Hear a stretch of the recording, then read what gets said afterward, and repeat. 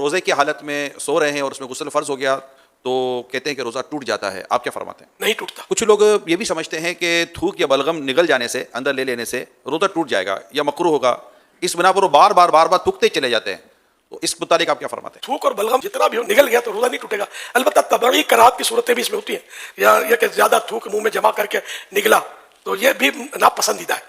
البتہ روزہ نہیں ٹوٹتا اس سے. یہ ارشاد فرمائی کہ یہ کہتے ہیں کہ رات میں اگر غسل فرض ہو جائے تو اب روزہ شروع ہونے کے بعد کلی یا ناک میں پانی افطار کے وقت اب ہی آپ ڈالیں گے، اس سے پہلے نہیں ڈالیں گے. غسل تو کرنا ہے چاہے وہ روزہ شروع ہو گیا ہے تو اس میں یہ کہ غرغرہ نہ کرے، مگر یہ کہ ہلکی جڑ تک احتیاط سے پانی تو پہنچانا ہوگا اس کو ہر جگہ پر. اور ناک میں بھی پانی تھوڑی احتیاط سے چڑھانا ہے کہ دماغ میں نہ چڑھ جائے. اگر دماغ میں پانی چڑھ گیا تو روزہ ٹوٹ جاتا ہے، جبکہ روزہ یاد ہو. اور یہ وضو میں بھی احتیاطیں کرنی ہے. کیا الٹی آنے سے روزہ ٹوٹ جاتا ہے؟ وامٹنگ الٹی خود بخود کتنی ہی آئے چاہے بالٹی بھر جائے روزہ نہیں ٹوٹتا. البتہ خود جان بوجھ کر مثلا انگلی وغیرہ منہ میں ڈال کر الٹی کی اور وہ منہ بھر ہو تو روزہ ٹوٹ جاتا ہے، جبکہ روزہ دار ہونا یاد ہو. اچھا، منہ بھر کے معنی یہ ہوتے ہیں کہ جیسے اس کو تکلف کے بغیر روک نہ سکے.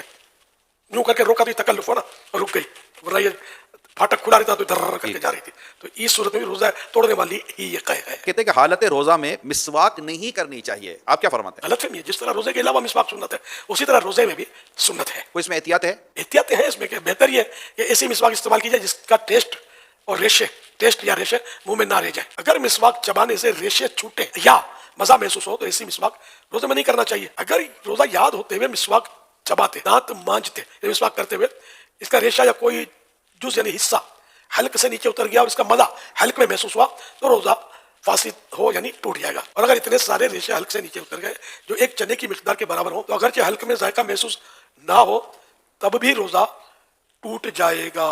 یہ بھی یہ بات آئی ہے کہ جب تک اذان ہوتی رہے سحری اور کھانا پینا جاری رکھا جا سکتا ہے. روزے سے اذان کا تعلق نہیں ہے. افطار بھی اب جہاں مسجدیں نہیں ہیں، آواز ہی نہیں آتی اذان کی تو کیا کریں گے؟ تو اس لیے وہ ان کا تعلق اذان سے نہیں ہے، اوقات سے، ٹائمنگ سے. تو سحری لوگ کرتے ہیں کہ ادھر کی اذان کی آواز آ رہی ہے، ادھر کی اذان کی آواز ابھی نہیں آئی، تو یہ علم کی کمی کی وجہ سے ایسا کرتے ہیں. ایسا کچھ نہیں ہے. ٹائم اذان نماز کے لیے ہوتی ہے. کہتے ہیں کہ یہ چوٹ وغیرہ لگنے پر جو خون نکل آنے یا خون ٹیسٹ کروانے سے روزے پر کوئی اثر نہیں پڑتا، آپ کیا فرماتے ہیں؟ درست ہے جس نے کہا کہ روزے پر کوئی اثر نہیں پڑتا. روزے میں انجیکشن لگانے سے کیا روزہ ٹوٹ جائے گا؟ جی نہیں. اب یہ کہا گیا کہ روزے میں عطر یا خوشبو سونگھنے سے روزہ ٹوٹ جاتا ہے، یہ بھی غلط فہمی ہے. روزے پر کوئی اثر نہیں پڑتا اس کا. کچھ لوگ سمجھتے ہیں کہ جو مرض یا کسی اور درست عارضے یا بغیر عذر کے روزہ چھوڑ دے تو فدیہ دینا اس کا متبادل ہے، اس کا نعم البدل ہے. جی نہیں، ایسا کچھ بھی نہیں ہے. صرف وہ شیخ فانی کے لیے کہ ایسا بوڑھا آئندہ اس کو روزہ رکھنے کی طاقت آنے کی امید نہیں ہے، ایسا کمزور پڑ گیا، روزہ برداشت ہوتا ہی نہیں ہے، تب جا کر فدیہ کی صورت بنے گی. اس میں بھی یہ دیکھنا ہوگا کہ اگر یہ گرمیوں میں نہیں رکھ پا رہا یہ سردیوں میں رکھ لے گا تو رمضان شریف اگر گرمی میں تو سردی میں قضا کر لے، فدیہ اب بھی نہیں ہے.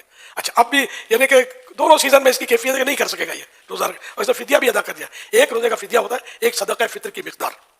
تو اچھا، اب اسے فدیہ بھی دے دیا، سب کچھ کر لیا اور پھر اس میں طاقت آ گئی روزہ رکھنے کی تو وہ فدیہ نفل صدقہ ہو گیا اوکے. اور روزہ قضا کرے. کچھ لوگ سمجھتے ہیں کہ روزے کی حالت میں ٹھنڈک کے لیے نہانا یا کلی کرنا یہ مکروہ ہے، کیا ایسا ہی ہے؟ مکروہ نہیں ہے، منع نہیں ہے. ہاں، اگر پریشانی ظاہر کرنے کے لیے کوئی مطلب یہ ہے کہ کپڑا لپیٹتا ہے یا بار بار کلیاں کرتا رہتا ہے تو اس کا مطلب یہ کرنا یہ مناسب نہیں ہے. عبادت میں دل تنگ ہونا یہ اچھی بات نہیں. کچھ لوگ سمجھتے ہیں کہ کلی کرتے ہوئے اگر غلطی سے پانی حلق سے اتر جائے تو روزہ نہیں ٹوٹتا. اگر کلی کرتے ہوئے روزہ یاد ہے اور پانی حلق سے نیچے اتر گیا تو روزہ ٹوٹ جائے گا.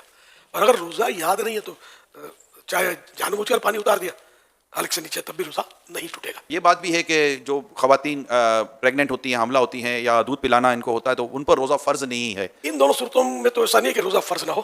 البتہ بچے کی جان کا یا بچے کی ماں کا یعنی کہ جان کا خطرہ ہے یا کوئی ایسا مرض ہو سکتا ہے کہ جو علاج مشکل ہو جائے گا، سخت مرض جس کو بولتے ہیں، اس طرح کی کوئی عذر ہو تب جا کر روزہ بعد میں قضا کرنے کی اجازت ملے گی. صرف اس کو مطلب یہ کہ حاملہ ہے یا دودھ پلاتی ہے صرف اس وجہ سے اجازت نہیں ملے گی. دودھ میں بھی یہی ہے کہ مطلب اگر وہ دودھ پلائے گی تو وہی جانوں کے خطرے ہیں، اتنی کمزور پڑ جائے گی کہ دم توڑ دے گی.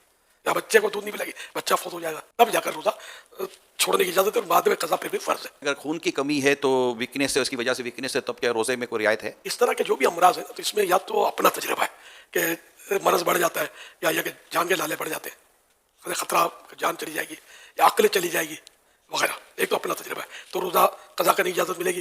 یا کوئی خوف خدا والا ڈاکٹر، بعض ڈاکٹر بات میں کہتے ہیں روزہ مت رکھو، لیکن کوئی خوف خدا والا، اللہ رسول کی باتوں کو سمجھنے والا، ڈرنے والا، وہ اگر مشورہ دیتا ہے تو پھر اس کے مشورے پر وہ روزہ نہ رکھے اور بعد میں قضا کر لے.